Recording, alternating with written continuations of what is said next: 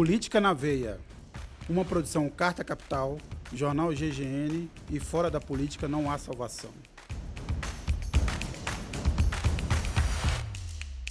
Olá, bem-vindos a mais um Política na Veia. Nassif e Cláudio Couto, eu queria perguntar para você se faltou luz aí na casa de Vossas Excelências. Faltou, claro. Em casa mesmo não faltou, mas na casa de 3 jornalistas lá do GGN faltaram luz e banda larga.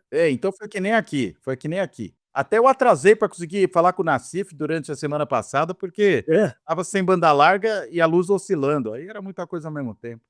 Energúmenos. Pois é, nós estamos nessa altura com já 6 dias desde a última crise, a terceira crise que tem, 30 mil residentes ainda de São Paulo sem energia. A Enel diz que está tudo normal, que a operação está normal. E daí o Tarcísio e o Nunes querem tirar da Enel para dar para a Equatorial.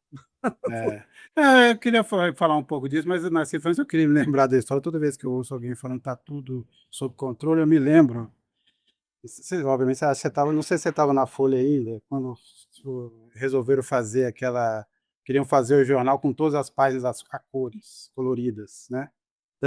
E aí foram fazer. Na véspera, teve uma grande reunião lá na redação, juntaram todos os jornalistas no auditório lá da Folha, veio o diretor técnico lá, o cara que cuidava da operação, e disse: está tudo sob controle. No dia seguinte foi aquele desastre, né? Saiu tudo empastelado, as coisas uma em cima da outra, eles desistiram automaticamente.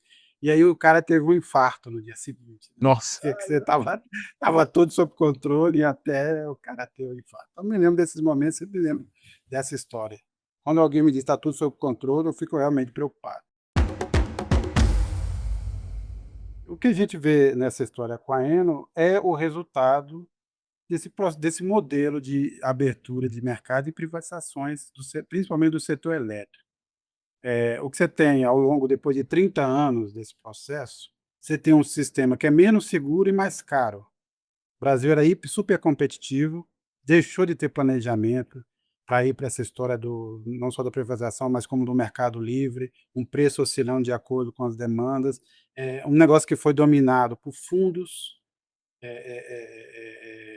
financeiros e por estatais estrangeiras de competência duvidosa. Vamos lembrar que é EDP de Portugal, que era, quando começou a privatização, que era um estatal, depois deixou de ser lá também em Portugal. A Enel, que é uma estatal italiana de baixa performance, e nós estamos presos no sistema do qual você não consegue se libertar. Agora você fica esse jogo de empurra, de responsabilidade, o governador e o prefeito culpam o governo federal, o ministro diz que a culpa é da ANEEL, a ANEEL não diz nada, e o fato é que você não tem nenhum tipo de interferência. O Brasil tinha e tem uma vantagem ainda competitiva, pode fazer uma transição energética, mas do jeito que esse modelo é um impeditivo. Eu queria lembrar o seguinte: depois do apagão, do racionamento do governo Fernando Henrique, o governo Lula, eleito em 2002, tinha a faca e o queijo na mão para reformular o sistema e resolveu manter as coisas como estavam.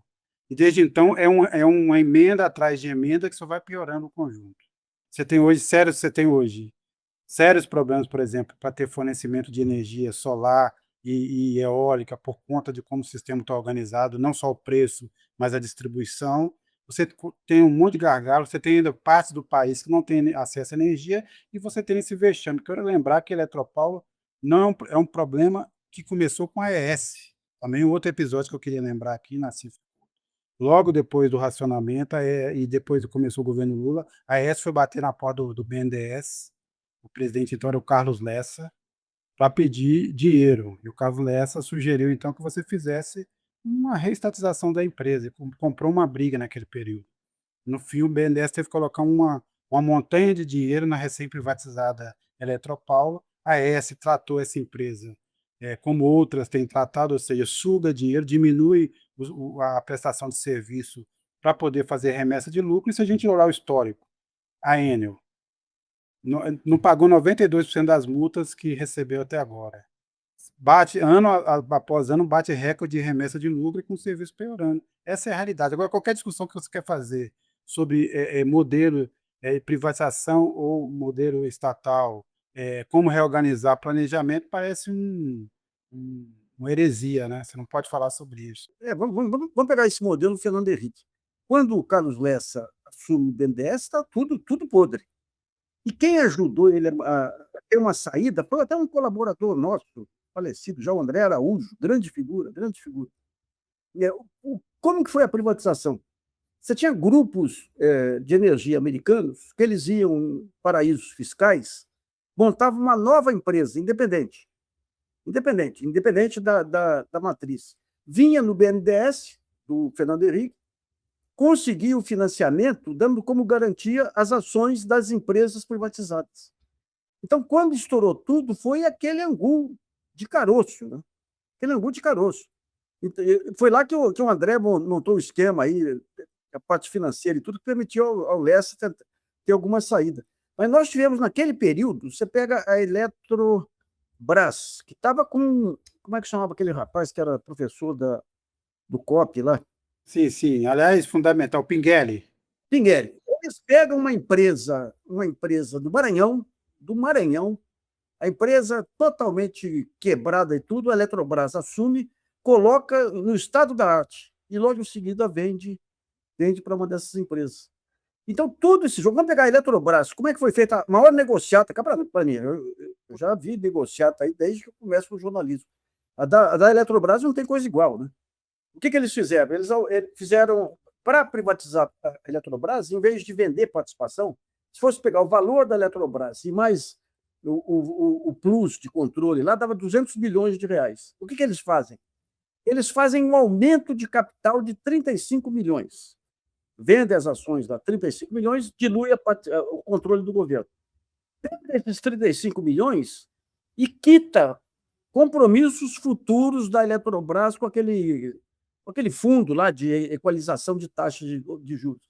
Ou seja, pega compromissos futuros da Eletrobras já privatizada e paga antecipadamente. Mas é um escândalo. Então, daí, quando o setor privado assume a Eletrobras, depois dessa participação, imediatamente você tem a descontratação.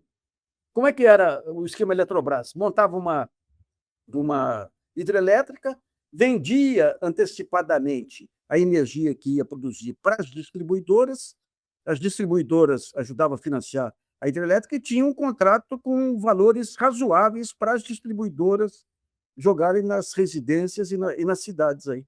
O que eles fazem? Vendem as ações da Eletrobras, primeiro, por um preço vil, logo em seguida faz a descontratação. Imediatamente você teve um salto de 30%, 40% do valor da Eletrobras. E com a liberação de compromissos que ela devia ter com vários setores. E culmina agora com essa jogada, essa negociação da AGU com a Eletrobras, que tirou da Eletrobras o último compromisso que ela tinha, que era pagar a eletronuclear. Se você pega, outro dia eu publiquei um trabalho do Gabriel Palma. Gabriel Palma é um chileno que se tornou referência, era professor emérito de Cambridge. E ele coloca os 5 grupos que passaram a dominar o ultraliberalismo da América Latina. E um deles são os fundos financeiros que assumiram empresas públicas aí e desmontaram, né? Desmontaram. O que acontece? Vamos pegar o caso da EMAI. Era uma empresa controlada pelo governo do Estado de São Paulo. Daí eles fazem uma venda para o Tanuri, Nelson Tanuri. O Tanuri, para pagar essa empresa, ele emite debêntures e joga as debêntures para um fundo aí da XP. Assume a empresa, imediatamente pega parte relevante do caixa da empresa e aplica no Master. Daí, na hora que vence o primeiro vencimento de juros das debêntures, estava inadimplente. Daí a XP pega como garantia as ações da empresa e revende para a Sabesp. Ou seja, o Tanuri não colocou um tostão, ainda se apossou do caixa da empresa para aplicar no Banco Master. Isso aí tudo, sabe, sem fiscalização da CVM, sem... A CVM não existe, né, Nassif? A CVM talvez seja de todos os órgãos de fiscalização o mais... fictício. O mais fictício. Eles ainda chamam de xerife. Esse xerife aí está sempre dormindo. Um exemplo da transparência oficial aí. O Roberto Campos Neto está me processando, porque eu mostrei lá como que o Banco Central escondeu os malfeitos dele e tudo aí. Daí ele me processa e dentro da inicial, ele pede para o juiz desconsiderar qualquer pedido de informação ao Banco Central, porque pode romper com o sigilo bancário. Tá certo, tá certo. Bem, então eu senti que você vai engordar um pouco mais a fortuna do Campos Neto, é isso? Mas é muito cara de pau, porque ele deve estar pagando uma grana com um baita escritório de Ah, advocacia. claro, claro. Que para ele é dinheiro de pinga, né? Qualquer Mas 10 milhões não é nada, né? não tem como ele ganhar, não, a não ser que se desmoralize totalmente a justiça aí, porque é muito evidente o que ocorreu com a Operação Conúcios aí. Não, ô, Nassif, você sabe que a gente sempre torce pelo jornalismo e torce por você, né? Mas essa confiança sua na justiça, por favor, hein? Mas o Cláudio Couto, é isso, quer dizer, aí você vê toda uma encenação. Então hoje tem uma reunião do ministro de Minas e Energia com o governador e o prefeito, como se o problema nessa altura fosse um problema de reunião, que vai reunir e vai resolver o quê? Você tem lá ainda e oscilando. Aparentemente você vai ter mais chuva nos próximos dias e a tendência é que você tenha. Desde o início nós tivemos 2 milhões de residências sem luz, isso foi baixando. Ontem estava em 50, subiu para 80, baixou, hoje é 30, mas nada impede que se cair um outro vendaval temporal, né, e a Enel faz esse papel, quer dizer, ainda é tripudia do prefeito, né? Eu vejo a situação que você está refém de uma situação, não? Não, completamente refém, né. É claro que a prefeitura também tem responsabilidade nisso, porque afinal de contas ela tem realmente que cuidar da poda das árvores. Mas achar que isso exime a Enel de responsabilidade, vamos lá, né. Fica entre nós, se ela fosse uma empresa de fato, com o mínimo de preocupação, assegurar que as coisas funcionassem, ela podia muito bem procurar a prefeitura para produzir algum tipo de cooperação nisso que se refere à própria poda das árvores, né, porque no interregno entre um desastre e outro, a gente deveria esperar, né, que uma boa parte da mão de obra da Enel não estaria tão ativa. E aí você poderia ter uma estrutura, inclusive dos caminhões e tudo mais, que poderia estar cooperando com a prefeitura em relação a isso, mas não. A gente sabe que na realidade ela não tem gente para atender nem mesmo quando as coisas estão normais, imagina nessa situação. E a prefeitura, né, a despeito de todo tipo de reparo que a gente possa fazer ao Ricardo Nunes, mostrou aí algumas imagens muito interessantes, né, que são aquelas imagens dos caminhões da Enel todos estacionados no pátio durante o caos. E se durante o caos os caminhões estão todos estacionados, é porque falta equipe para poder usar esses caminhões e poder se dirigir aos locais onde as coisas vão ser resolvidas. Isso sem falar nessa situação que tem se produzido, que é constrangedora, para dizer o mínimo, de funcionário da Enel ou terceirizado, seja lá o que for, terceirizado ou não, a responsabilidade é dela, pedindo propina para as pessoas para poder resolver os problemas, né. Tem história até do sujeito que fez galhofa dos, moradores ali sem luz, fazendo dancinha. Então, quando você chega numa empresa que escarnece da cidade, né, não só escarnecendo do prefeito, mas escarnecendo dos cidadãos, algo não está sendo resolvido, né. A gente falou aí da Comissão, de Valores Imobiliários, né, que é ou da CVM, né, que é uma peça de ficção. Mais peça de ficção ainda, me parece, é a Aneel, né, que também não consegue ter nenhuma providência efetiva para poder resolver esse problema, porque é uma empresa contumaz na realização desse tipo de calamidade, né, e não resolver os problemas da cidade sempre que você tem e vai ter cada vez mais desastres climáticos, então ela tem que estar preparada para isso, me desculpe, né, não dá para mandar o mundo parar para ela poder resolver os problemas, e continua sem pagar multa, como foi bem observado, seguindo a vida, né, e já dizendo que quer renovar sua concessão em 2028, quer dizer, eu acho que tem faltado o órgão regulatório resolver efetivamente o problema. Queria só levantar 3 pontos aí. O primeiro é essa história das agências reguladoras, né? Elas foram criadas em tese para proteger o sistema da influência política corrupta e, na verdade, elas foram capturadas pelo mercado. E os casos de corrupção também não é que são menores, né? Quer dizer, qual a diferença de isso estar sob a gestão de um ministério ou das agências reguladoras? A única coisa que acontece é que o Estado hoje, então, a vontade popular, o voto, tem menos influência em qualquer decisão. Foi isso que aconteceu. O outro ponto, esse modelo de privatização que temos, se a gente olha o capitalismo nos tempos recentes, ele, na verdade, não quer nem saber mais de projeto do chamado Greenfield, né, assim, que eles adoram falar. Eles querem fazer comprar ativo pronto, e dessa maneira que eles estão fazendo agora, que não foi iniciado no governo Bolsonaro, que é que você acabou-se, inclusive, com o prêmio de controle. Você opta agora por abrir capital, o sujeito tem uma parte pequena do capital e ainda assim, por um acordo de acionista, acaba virando controlador, que é o que aconteceu na Eletrobras, né? Eu não descarto daqui a um tempo a gente ter sérios problemas daqui a uns anos, também na Eletrobras, dado o tamanho, a dimensão do que a Eletrobras administra, né? Não só em termos de energia, mas de água, né? De água, a quantidade de reservatórios, a influência que ela tem sobre vários rios. Devia ter sido repensado. O governo Lula, na campanha, dizia que esse tema da reestatização da Eletrobras estava na mesa, que foi um absurdo, e, no entanto, acabou fazendo esses acordos aí. Estão facilitando a vida. Eu acho que no caso da eletronuclear, Nassif, tem a ver com uma escolha de que parece ser mais confiável. Eu acho que eles acham que a JB, a JS é mais confiável do que o Lema e companhia para lidar com um ativo também muito crucial, que é a eletronuclear, né? Precisa resolver o que vai se fazer. Nós vamos construir Angra 3, tem a gestão de tudo isso, quer dizer, tem muita coisa em jogo, na mesa. Agora, eu acho que não seria nenhum absurdo se o governo resolvesse rever essa concessão da Enel imediatamente. Tudo bem, vai entregar para a Equatorial, não sei o que fazer, mas só vai refazer essa história. Precisaria ter algum exemplo, porque ninguém nunca, e a Enel não é um caso isolado, ninguém nunca nesse setor foi punido de acordo com os termos dos contratos por suas falhas, nunca. Sempre premiado no fim da conta. Sérgio, só queria lembrar que a Dilma tentou montar, no final do governo, aquela proposta Fiesp, que era bem interessante. Porque o que estava acontecendo?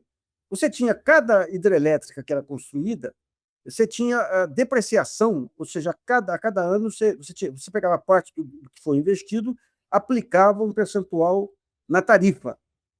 Então, quando você chega ao final, acho que é 20 anos aí a depreciação, a empresa está paga, então você não tem mais esse adicional.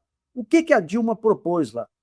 Propôs o seguinte: a renovação, o governo faz a renovação desde que a tarifa seja pelo custo de operação só, mais um plus de lucro para a operadora.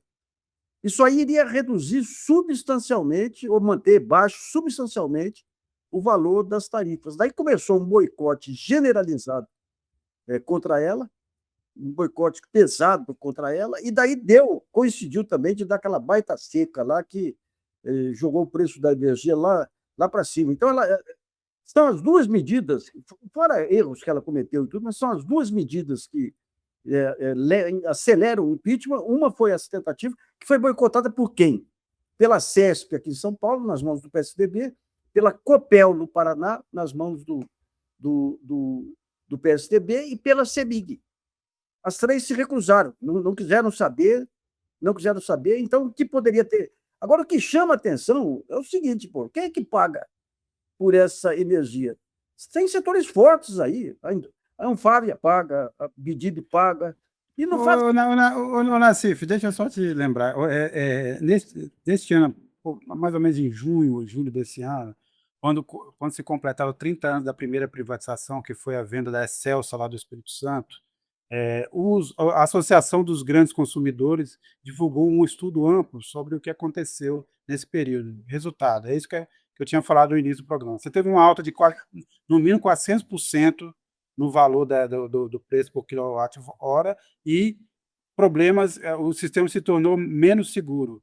Eles relatam isso tudo no estudo, mas qual é a conclusão deles? Mais abertura e mais privatização. Aí é o seguinte, é a loucura do Brasil ou do empresariado brasileiro, né? Que é o mais ideológico de todos. Pega as JF. Um dos papéis da energia nuclear, qual que é? É estabelecer um controle de oferta para impedir que essas energias pontuais aí aumentem muito o custo, o preço para o consumidor. A JF hoje é a maior, ao lado da antiga UAS, aí, daquele Carlos Soares, é a empresa que tem mais eletrotérmica e de ventos aí, e solar também. Ou seja, ela adquire a eletronuclear e ela vai colocar a eletronuclear para funcionar, para reduzir a tarifa da energia eólica e energia solar. Então é um país sem rumo, viu? Não, mas o problema é que nós estamos presos realmente nessa armadilha ideológica, nós estamos presos numa supremacia do pensamento financeiro. Assim, qualquer discussão sobre isso, quem lança é dinossauro, tá, e tá errado. Tá. Então, é isso, estamos presos. É uma vantagem competitiva que a gente joga pela janela, né? Que o Brasil tem de sobra. Agora, Cláudio Couto, a gente teve aí no final de semana mais uma rodada de manifestações, um dia de manifestações do domingo. Eu queria dizer que eu fui um pouco na manifestação e depois saí solitariamente numa manifestação só minha contra o Gabigol, né. Olha, eu gostei, eu Eu gostei, sei, eu sei. eu achei legal. Pelo amor de Deus, 27 anos de prisão para o Gabigol lá na Superintendência da Polícia Federal. Mas assim, foram voltando ao assunto de forma séria. Foram manifestações importantes, tal, em várias capitais, mas um tanto quanto menores do que as manifestações, a manifestação anterior. Isso diz alguma coisa? Você acha que tem algum Eu acho que não foi insignificante, evidentemente, mas não foi tão grande assim. Acho que existe uma certa fadiga, um certo cansaço. A própria proximidade, né, com o final do ano, vai fazendo as pessoas estarem muito mais desmobilizadas nesse momento do que estiveram antes. Mas eu acho que o fato de ter havido alguma mobilização, de pelo menos você ter mais de uma dezena de milhares de pessoas na Paulista, quase 20.000 no Rio de Janeiro, em outras cidades as pessoas se mobilizando, e também muita insatisfação sendo transmitida por meio das redes, né, onde as pessoas também se manifestam. Até achei interessante, né, o cinismo do Paulinho da Força Sindical, quando ele diz que tinha mais gente viu o vídeo dele falando da PEC que ele chama da dosimetria, mas que é uma PEC da anistia atenuada, né, ou da pizza brotinho do golpe. Na realidade, é claro que vai ter mais gente vendo vídeo de tudo, né, porque também, se ele for pegar o número de manifestações contrárias a isso que houve na internet, é muito mais do que ele teve de visualização no vídeo dele, né. Então, eu acho que é um pouco esperado para esse momento, essa dimensão das manifestações. E aí, acho que existe ainda uma expectativa de que a coisa morra no Senado. Alessandro Vieira, né, aquele senador do Espírito Santo, já sinalizou que quer que seja feita a votação pela derrubada do projeto, né. O governo já deu vários sinais de que também, se isso for aprovado, vai ser vetado pelo presidente da República. Existe, para além da aberração em si, né, que é a anistia a golpista de forma atenuada, você ter o espalhamento, né, desse tipo de atenuamento de pena para uma série de outros crimes, né, o que a gente poderia dizer que é, na melhor das hipóteses, uma grande barbeiragem, e na pior das hipóteses, é algo que foi feito de forma intencional, o que mostra, inclusive, a contradição, né, do discurso dessa direita no Congresso, que de um lado defende aumento de pena, mais severidade penal e tudo mais, e de outro, quando se trata dos seus amigos, resolvem aliviar, né. Então, eu acho que a manifestação foi um pouco na dimensão e a expectativa agora tem que estar mais centrada mesmo, no comportamento da CCJ do Senado, e o ideal seria que esse negócio fosse sepultado ali, assim como fizeram com aquela PEC da blindagem, né, ou a PEC da bandidagem, é o projeto de lei ali que visava livrar a cara de parlamentares e também de lideranças de partidos políticos dos crimes que cometem, né, e acabou sendo sepultado isso no Senado. O ideal seria que o mesmo acontecesse aqui, mas enquanto isso a gente vê o Hugo Mota, né, o débil, protestando, né, contra a tentativa do Senado de bloquear esse negócio lá.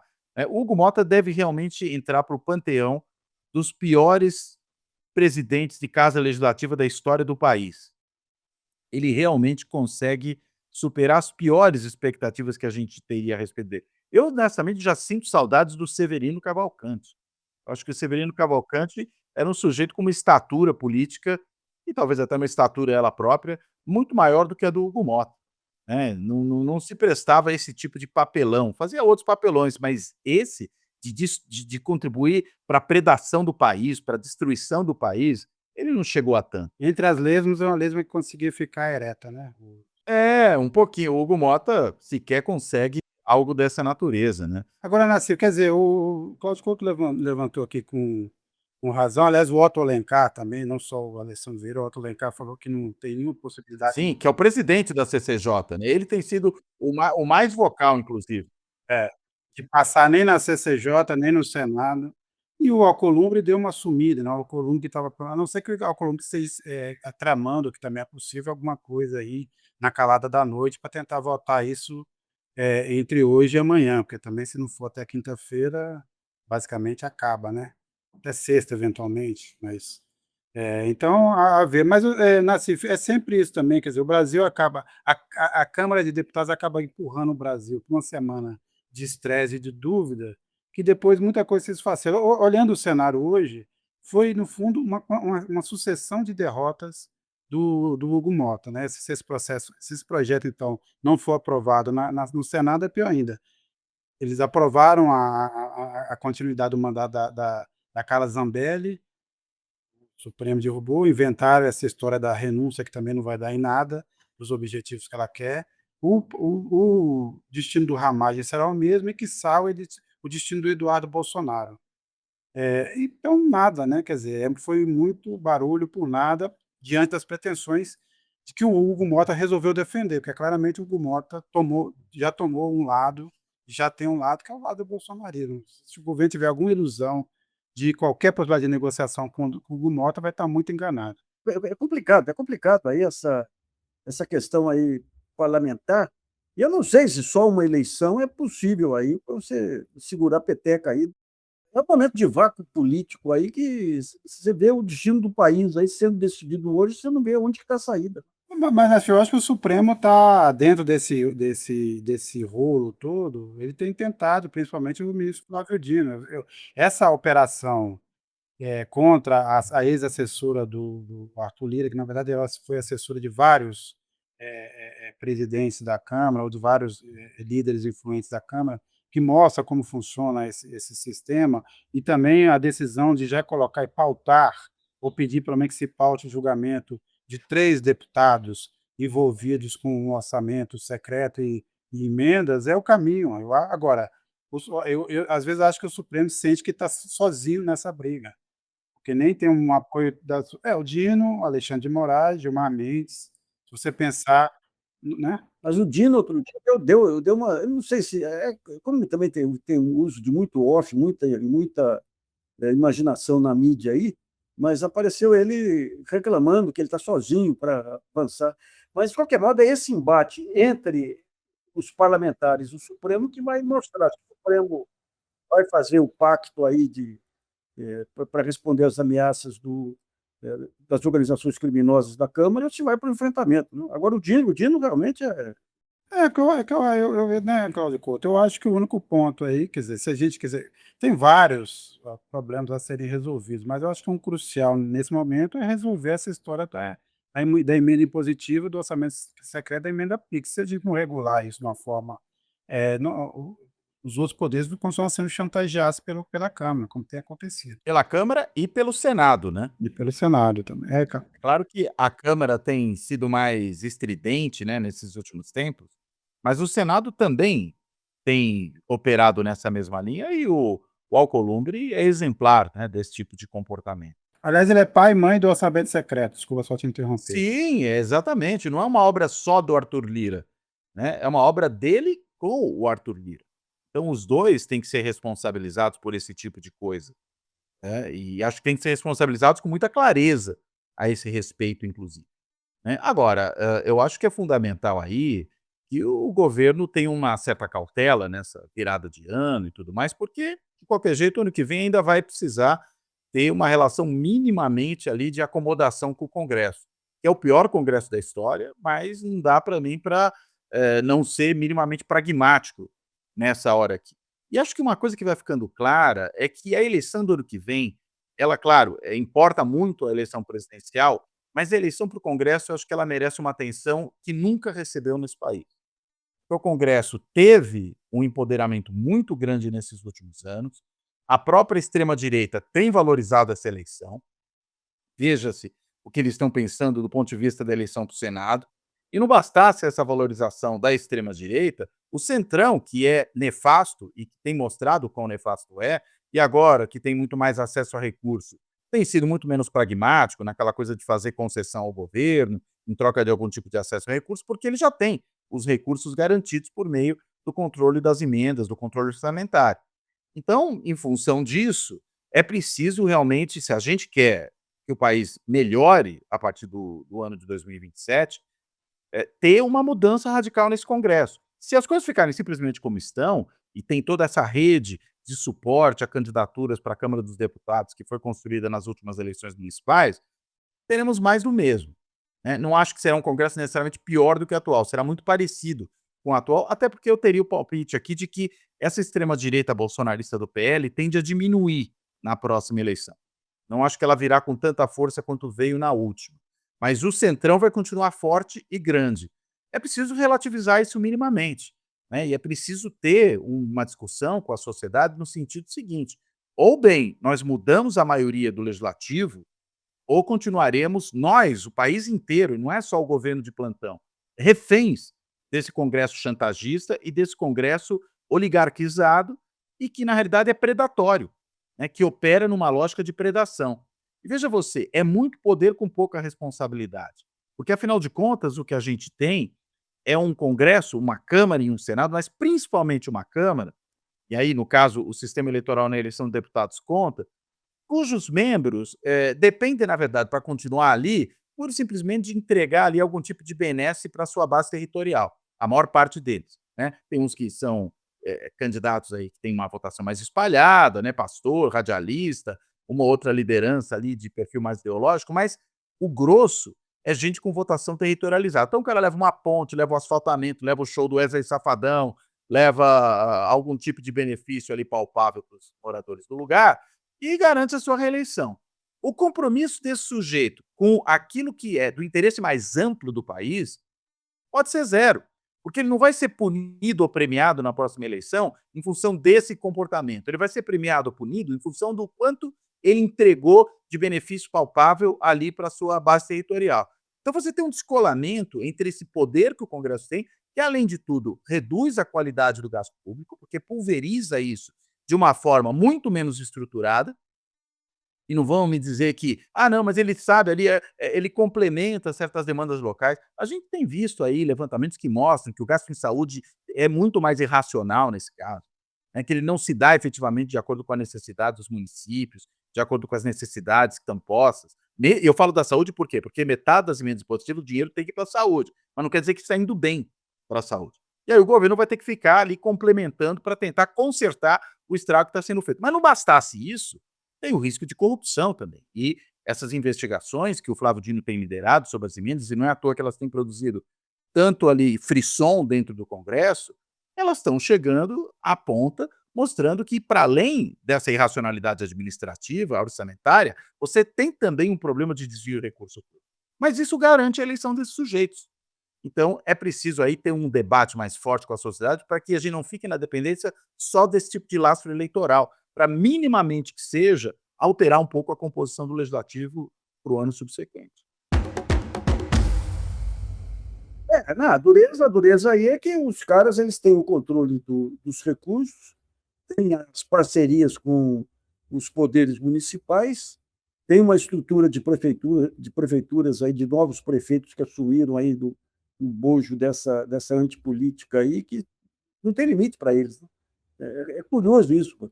Até então, até tempos atrás, você tinha os partidos lá, você tinha algum dado, algum passo falso aí, isso aí podia repercutir no eleitorado. Eu estava vendo na minha cidade, Poços de Caldas, aí entrou um bolsonarista lá, um decilzão lá, e saiu consagrado, sou o melhor prefeito de Minas Gerais. Apareceu agora dados sobre o endividamento municipal, o maior endividamento municipal per capita de Poços de Caldas. Mas a facilidade que eles têm de cooptar o jornalismo local, também não, a imprensa não existe mais como poder moderador, né? É enrolado, né? É enrolado. Então, em alguns lugares, você tem os ministérios públicos estaduais que funcionam e outros não. O Tribunal de Contas tem feito um trabalho razoável, mas não suficiente. Olha, tem tudo para parecer um bonapartismo aí, espero que não, viu? Mas, Nassif, não precisava ir até Poços de Caldas, não, né? Acabou de sair uma pesquisa, tudo bem, é uma pesquisa do Paraná, pesquisa precisa ser levada com certo cuidado, como aliás com todas essas pesquisas, mas o Ricardo Nunes aparece com 69% de aprovação, a maior aprovação da série histórica, né, para um prefeito de São Paulo. É isso que nós vivemos hoje, né, de certa forma. Com todo esse caos, né, imagina.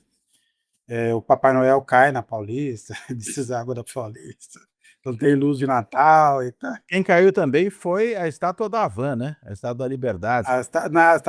Caiu, é isso. Foi o vento. Não, porque depois disso tudo que está acontecendo, né, agora nem a lei Magnitsky vale, estão falando também que vai cair o tarifaço de 40%. Trump é um traidor, né. Estados Unidos não é mais o mesmo, digo, para os bolsonaristas, né. Agora meu vizinho lá continua com a bandeira do Brasil e dos Estados Unidos firme na janela. Ainda não tirou. Mas é gozado esse negócio do bolsonarismo, porque todo bolsonarismo é em cima da coragem intrépida aí do Bolsonaro, que era um cara que pegava até uma guitarra, um violão, um sagrado violão, e transformava em metralhadora. É isso. Agora, os choramingas deles aí é uma coisa É, inacreditável. Ontem, aquele Carlos Bolsonaro: estão matando meu pai. Oh, que pena do meu pai. Mas que coisa! ele está sendo torturado pelo ar-condicionado. É. É isso, é isso. Como eu vi um humorista dizer, aquela salinha dele, 16 metros quadrados, TV, frigobar, ar-condicionado, isso aí não é prisão, isso é Ibis Budget. É isso, é isso. Bem colocado, é isso. Bem, a gente teve também, nesse domingo, a eleição no Chile. Não estava, se previa a vitória do José Antônio Kast. É a volta. Primeiro é preciso dizer o seguinte: no Chile não tem reeleição, e volta e meia você tem, ou com muita frequência, você tem essa alternância entre o centro-esquerda e o centro-direita, que passaram a administrar aquele projeto ainda neoliberal dos tempos da ditadura sem grandes mudanças. Mas, pela primeira vez, você elege um pinochetista assim, de casaca, né?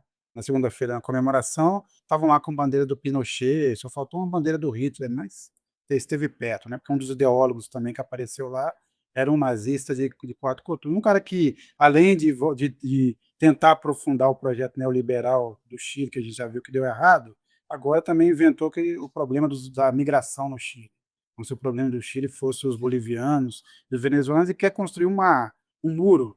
Talvez ele chegue à conclusão do que aconteceu com o Milei, né? O Milei queria construir um muro, aí foi olhar as contas, lá não tem dinheiro, ele construiu uma cerca. É isso. Esse jeito sul-americano sem dinheiro, que quer evitar os Estados Unidos, não faz um muro, faz uma cerca. Vamos ver o que ele pode fazer. Vai fazer um fosso, vai colocar lá uma placa não ultrapasse, é o que o dinheiro der para fazer. Mas, de qualquer forma, nós temos esse momento aí, continente, assim, quer dizer, na verdade, o Brasil hoje é a grande fortaleza, que não é um país, é um país com um presidente progressista, os outros todos são países de tamanhos. Tudo bem, tem a Colômbia, a Venezuela, que tem sua importância, mas o fato é que Chile, Argentina, Equador, Peru, essa altura estão todos na mão. Mas o caso do Chile me parece muito emblemático. Eu vou começar aqui pelo caldo de porco, mas também queria ouvir o Nassif. Também me parece que é um resultado de você eleger para um governo dito progressista e ter, na verdade, uma espécie de quinta coluna, que foi o Boric, né? O Boric, no fundo, queria se apresentar como uma nova esquerda, uma esquerda mais moderna e tal, mas, no fundo, ele aprofunda ele não fala não só do que ele, em termos de relações internacionais, se afastou de Cuba, de Venezuela e tal, até aí, vamos dizer, é plausível, mas o fato é que você não consegue aplicar uma política. O mais impressionante é que você veio 2019 com 2020 com uma manifestações pedindo mudanças profundas, e depois você tem uma rebordosa, você recusa-se a Constituição mais progressista, você tem depois essa péssima impressão sobre o governo Boric, muito por conta também da violência, da segurança e da inflação do custo de vida, e por fim você elege um presidente que é um pinochetista radical. Eu não sei se a coisa foi, do pouco se a derrota do governo se deve a esse posicionamento ideológico do Boric. Eu acho que se deve a um governo que foi insatisfatório mesmo, como tem sido os governos no Chile, né, chama atenção o fato de que todas as eleições têm sido eleições de alternância no Chile. né? Ou seja, nenhum governo, seja da esquerda, seja da direita, já algumas eleições têm conseguido se manter ali, né? Socialistas deram lugar à direita tradicional, depois a direita tradicional deu lugar aos socialistas, depois volta à direita tradicional, aí vem essa nova esquerda do Boric, agora vem a direita pinochetista, né? E acho que você lembrou bem, né? A gente está falando de um presidente que não só foi um militante do pinochetismo, ele tem inclusive um irmão mais velho que foi ministro do Pinochet. Há vínculos ali familiares. O pai dele é um alemão imigrado que foi membro, né, de tropas nazistas. Então a gente não está falando de alguém ali que, digamos, se converteu à direita tardiamente. Não, é uma direita extremada de berço, essa do Cast. A gente precisa ver como é que ele vai efetivamente se comportar, né? Diferentemente do Bolsonaro, na eleição que ele perdeu para o Boric, ele até teve a postura correta, ele reconheceu a vitória do adversário, né? Precisa ver como é que ele vai agora se conduzir uma vez estando no poder, se esse mesmo tipo de conduta se mantém, mas eu acho que a gente tem o Chile aí numa grande incógnita. E eu digo isso por quê? Porque também já houve sinalizações por parte do Cast que o modelo que ele tem seguido aí nesse campo da ultradireita internacional é, hoje, pelo menos, o da Giorgia Meloni, né.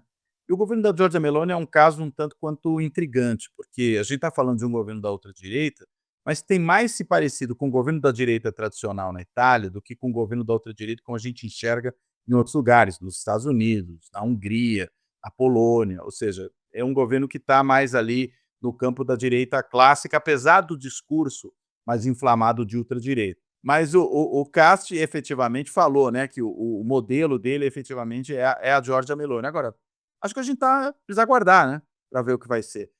E tem aí um reflexo de uma continuada insatisfação das populações mundo afora, isso não tem sido diferente aqui no Brasil, né, com o governo qualquer que seja ele, né.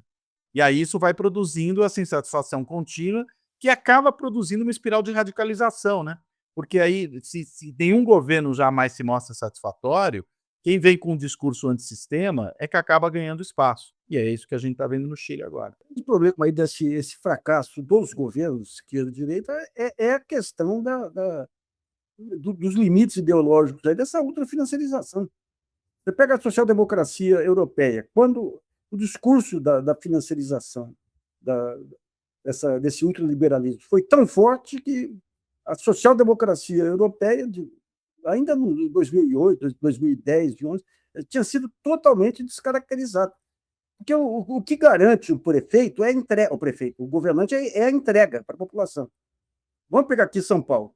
O Haddad faz um baita de um trabalho aí de fundo, nas contas públicas, nisso, daquilo. Aí vem esse prefeito atual, consegue ser eleito, porque ele tinha, na periferia, ele tinha restaurantes gratuitos, tinha. Então, a entrega passa a ser um ponto central. Mas quando entra o governo de esquerda, tem que romper com um conjunto de amarras aí desse modelo do tripé virtuoso, como dizia o Serra aí, que é o controle fiscal rígido, política monetária e cambial soltas. Então, ele não consegue entregar. O próprio Lula aí você pega, digamos, o que ele conseguiu fazer em 2008, 2010 foi por conta daquele boom das commodities que abriu um espaço orçamentário que permitiu deitar e rolar muito bem feito, muito bem aproveitado. Mas quando você não tem esse impulso de fora, você não consegue fazer nada. Mesmo hoje, aí você tem uma situação tranquila, mais tranquila do ponto de vista econômico, mas você não tem uma economia dinâmica, você não tem uma expectativa de melhoria das famílias e tudo. A prova é essa explosão das bets e tudo aí, de você tentar buscar prosperidade em sorteios e coisa e tal, né? E tudo isso amarrado por quê? Amarrado por essa política fiscal e monetária. Agora, como romper sem você ter uma maioria, sem desorganizar a economia? Mas é uma armadilha terrível, né? Por isso que eu digo que a única chance de mudança é quando o Socrates baixar aqui no Brasil, em outros países, daí fica inevitável, daí não tem jeito, daí você tem que seguir um caminho. Mas é uma armadilha terrível, que embarca todo mundo. O Boric queria ser o Partido Democrata do Chile, pô. Primeiro, o Chile é a prova de que ter reeleição ou não ter reeleição não é não é o ponto. O Chile não tem reeleição e, como ressaltou bem o Cláudio Couto, ele vive de uma alternância que impede que você tenha adoção de políticas de longo prazo, porque um governo vai adotando políticas diferentes. O fato é que parece que existe um pacto, tácito pelo menos, de manutenção do que foi construído durante a ditadura Pinochet do ponto de vista econômico e social. E esse é o grande ponto. Vai governo, sai governo, entra governo, e você não consegue fazer uma alteração mínima. Os chilenos foram às ruas porque eles queriam um sistema de previdência funcionar. O Chile tem o maior salário mínimo da América do Sul. Sim, mas tem uma previdência ridícula. As pessoas no sistema que tem não conseguem sobreviver, recebem muito menos do que um salário mínimo. Educação não é gratuita, transporte público é caro, um país que está super caro, um país, aí, além de tudo, dependente da exportação de cobre, né?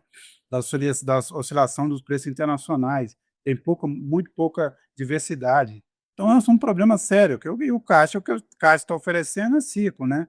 É expulsar imigrante e tal.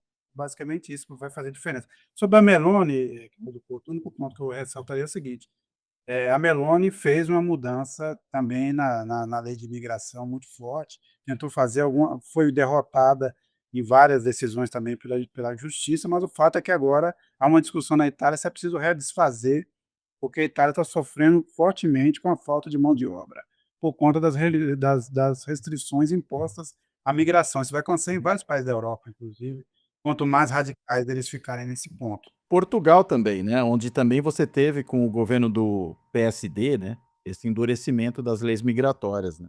E o PSD é a direita tradicional, né, portuguesa, não é É, nem a a direita tradicional que acabou se apegando à pauta do Chega para impedir, em tese, para impedir que o Chega. impedir que o Chega chegue. É isso, é isso.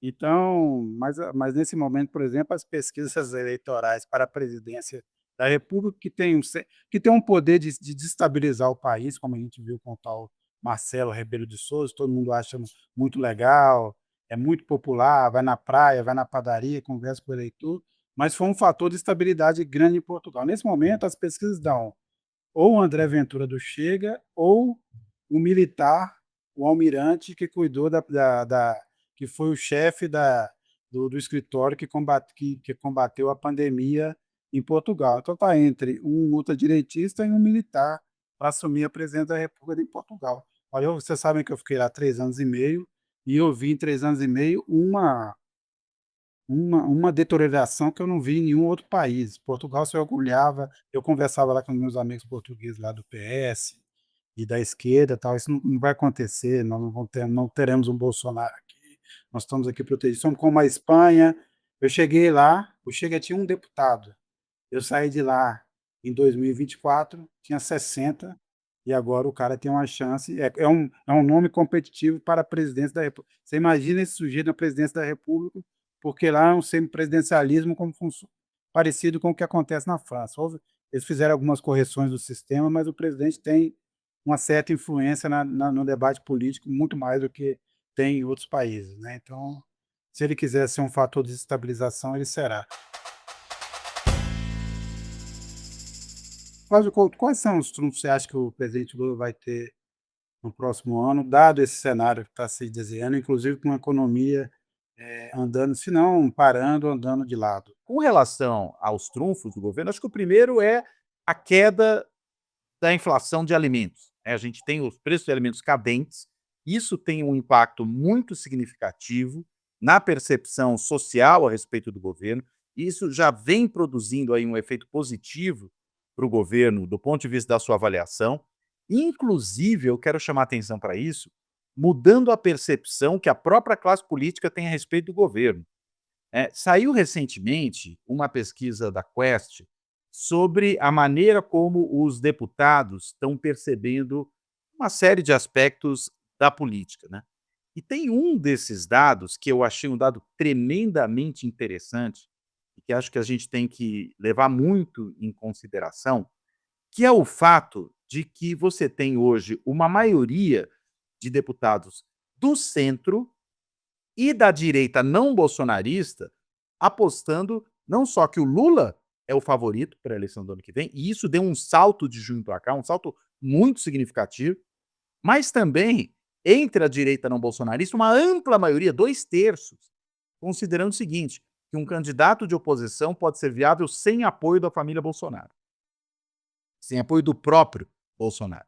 Ou seja, o cenário está mudando. Primeiro porque você tem uma percepção por parte de quem vai fazer articulação política, e isso, neste momento, importa muito mais do que pesquisa de intenção de voto, de que o Lula está no jogo e de que ele é favorito no jogo.